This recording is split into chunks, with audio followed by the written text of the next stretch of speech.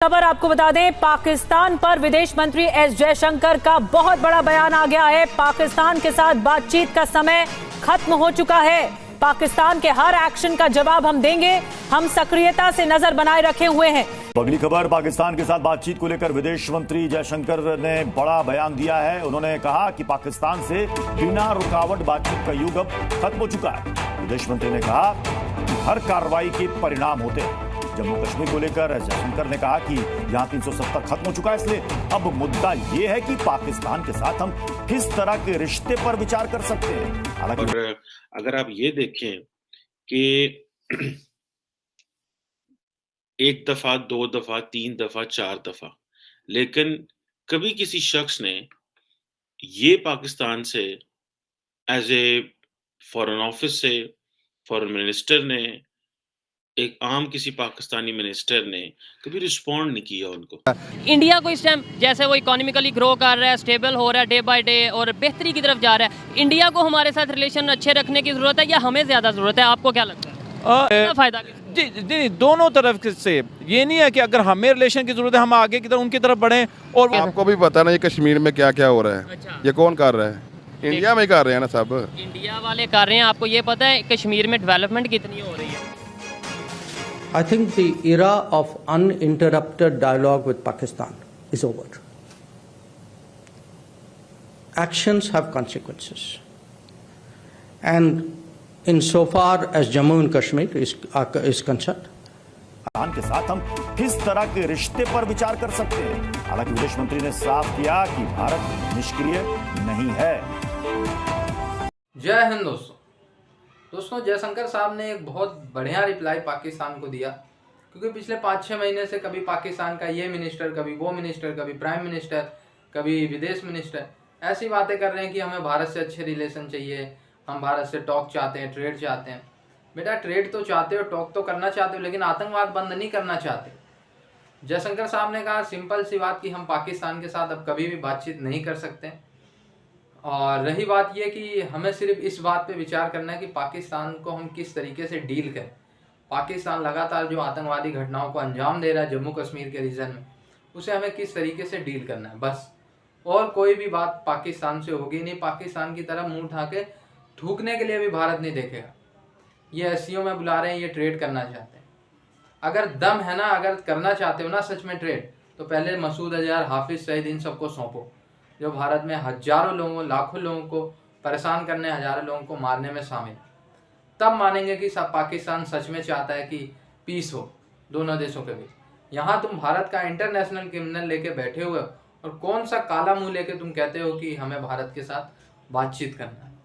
अगर बड़ा दिल दिखाना है ना, अगर सच में चाहते हो तो सौंपो इनको। $1 मिलियन की जब उनका दिल करता है, जैसे उनका दिल करता है, वो आपको रिस्पॉन्ड कर लेते हैं और वो आपके बारे में बयान दे देते हैं। लेकिन पाकिस्तान से कभी किसी ने बयान नहीं दिया। मेरी ये जिसे कहते हैं ना, एक नादान सोच में ये सब कुछ नहीं आ रहा। अब डॉक्टर जयशंकर ने कहा, उन्होंने कहा जी कोई दुनिया में ऐसा मुल्क नहीं है जिसने टेररिज्म को, दहशतगर्दी को प्रैक्टिस किया हो जिस तरह पाकिस्तान ने किया है। और मुझे बताएं दुनिया में कहाँ हुआ है? और ये इंडिया के खिलाफ कर रहा है। और उन्होंने कहा इंडिया जो है वो इंफॉर्मेशन टेक्नोलॉजी का एक्सपर्ट है, पाकिस्तान इंटरनेशनल टेररिज्म का एक्सपर्ट है। सो डॉक्टर जयशंकर जब इस तरह की बात करते हैं तो बड़ी नाप तोल के करते हैं, बड़ा सीजन डिप्लोमेट है। अगर आपको याद हो, जब ये नूपुर शर्मा वाला वाकया हुआ, मिडल ईस्ट वाला सारी, तो डॉक्टर जयशंकर कुछ भी नहीं बोले थे। It was the party which was speaking. Party की तरफ से बयान आ रहे थे, नरेंद्र मोदी डील कर रहे थे। डॉक्टर जयशंकर को उन्होंने रखा हुआ है to deal with the western and the American, और बड़ा केयरफुली वो बात करते हैं। अब जब पाकिस्तान, अब इसमें दो चीजें हैं। एक चीज तो ये है कि over the period of time ये जो अमेरिकन का एक दोबारा जो रोमांस पाकिस्तान के साथ शुरू हुआ है, this is what I think doctor Jaishankar को और इंडिया को अच्छा नहीं लग रहा। हालांकि इस रोमांस में कोई जान नहीं है। जान इसलिए नहीं है बिकॉज पाकिस्तान में कैपेबिलिटी नहीं है। अगर पाकिस्तान में कैपेबिलिटी होती तो जब 15-18 साल अमेरिका पाकिस्तान में बैठा रहा, अफगानिस्तान में बैठा रहा, तो we could have got so much from them. अब वो चले गए तो हम भाग रहे हैं पीछे, वॉशिंगटन जाके हम तरले मिन्नतें कर रहे हैं, नहीं आप ये करें, नहीं आप वो करें। ऐसे तो चीजें नहीं होती। अब अच्छा बिलावल भुट्टो तो इनको जवाब ही नहीं देते। अच्छा इमरान खान ये था कि वो जवाब जरूर देता था। अब पाकिस्तान के जो आर्मी चीफ हैं general Bajwa, he is in Washington, New York में, और उन्होंने न्यूयॉर्क में मुलाकातें की और जारी बात है न्यूयॉर्क में वो यूएन में गए हैं, वहाँ पे जो यूएन जनरल सेक्रेटरी के जो मिलिट्री एडवाइजर है उनसे उन्होंने मुलाकात की है। और जो यूएन के मिलिट्री एडवाइजर हैं वो ये कह रहे हैं कि पाकिस्तान की जो दहशतगर्दी की जंग में कुर्बानियां हैं उसको हम अप्रिशिएट करते हैं। अच्छा सारी दुनिया इंडिविजुअली अप्रिशिएट करती है, लेकिन भारत जो है वो जब इसका दिल करता है वो कह देता है देखो जी ये तो नहीं हुआ, ऐसे तो नहीं हुआ, ये तो इन्होंने ऐसे किया, इन्होंने वैसे किया। दो एंगल हैं इसमें। एक एंगल तो ये है कि भारत वो ट्रेन मिस कर गया। क्या जब इंटरनेशनल कम्युनिटी ने बैक इन 2010 अफगानिस्तान में जब उनको वो जो रिजल्ट मिलने बाहर ना आए तो उन्होंने क्या किया कि उन्होंने ये कहना शुरू कर दिया जी पाकिस्तान जो है ना इट्स एक तो रोग स्टेट है, द रियल एनिमी जो है वो पाकिस्तान है। किताबें लिखी जानी शुरू हो गई पाकिस्तान में, फाइटिंग द रॉन्ग एनिमी के नाम से आई थिंक एक किताब लिखी गई कि असल एनिमी जो है वो तो पाकिस्तान है।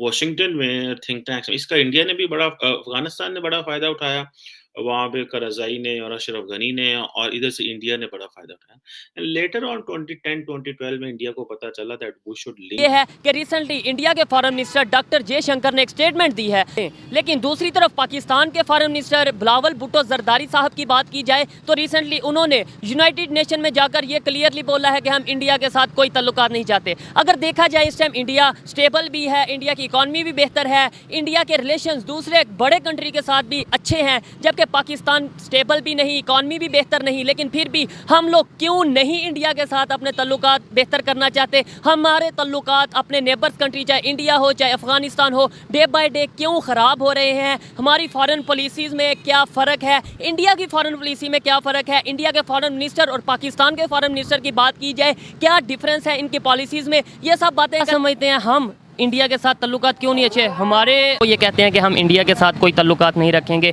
इवन इंडिया को छोड़ें, अफगानिस्तान हमारा नेबर कंट्री भी है और मुस्लिम कंट्री भी है, उसके साथ हमारे तल्लुकात ख़राब हो रहे हैं। क्या समझते हैं फॉरेन अगर पॉलिसीज़ को देखा जाए इंडिया और पाकिस्तान की?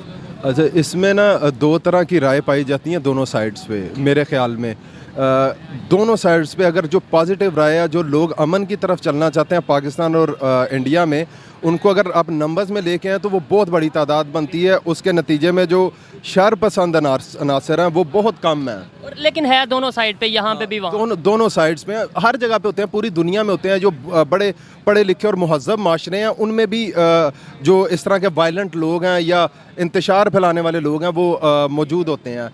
तो जिस तरह के आपने वो स्टेटमेंट की बात की है, इसमें ना कुछ चीज़ें हैं, कुछ बिलीफ हैं। हर कौम का कोई ना कोई बिलीफ होता है, कोई कुछ यकीन होता है। हमारी कौम का बिलीफ जो है वो है कायदे आज़म के बिलीफ पे डिपेंड करता है। अभी अगर आप एक बंदे को बिल्कुल दीवार के साथ लगाएंगे, हमसे 7 गुना ज़्यादा बड़ा मुल्क है वो, ठीक है, और वो अगर हमें छोटा समझ के बिल्कुल हमें दीवार के साथ लगाएगा तो ये तो हम नहीं उसको करने देंगे बिल्कुल भी। कहाँ पे दीवार के साथ लगाया गया, कोई एग्जांपल दें क्योंकि देखने वालों को पता चले कि यहाँ पे गलत हुआ है। मैं आपको बताता हूँ, जैसे ये जो पिछली हमारी पॉलिटिकल गवर्नमेंट थी इमरान खान की, इमरान खान ने शुरू में नरेंद्र मोदी से बहुत शदीद किस्म की उससे बात करने की कोशिश की। उन्होंने हालात को नॉर्मल करने की कोशिश की। यहाँ तक कह दिया उन्होंने कि नरेंद्र मोदी आएगा तो ये मामला हल हो जाएंगे, क्योंकि उनको लग रहा था कि ये एक और तरह का इंसान है, यानी कि ये एक्सट्रोवर्ट आदमी है, ये डिसीजन लेते हुए डरेगा नहीं। इस पे इमरान खान पे तनकीद हुई, उसकी अपोजिशन ने की, लेकिन उसने वो तनकीद बर्दाश्त की, वो कोशिश करता रहा। उन्हीं इमरान खान साहब ने ट्रेड भी बंद की, उन्हीं इमरान खान साहब ने ये बोला कि हम इंडिया के साथ कोई तल्लुकात नहीं चाहते हैं, उन्हीं इमरान खान साहब ने इंडिया का नाम लेते हुए अपने जो वोट बैंक है उसको भी काफ़ी हद तक बढ़ाया। देखें जिस बिलीव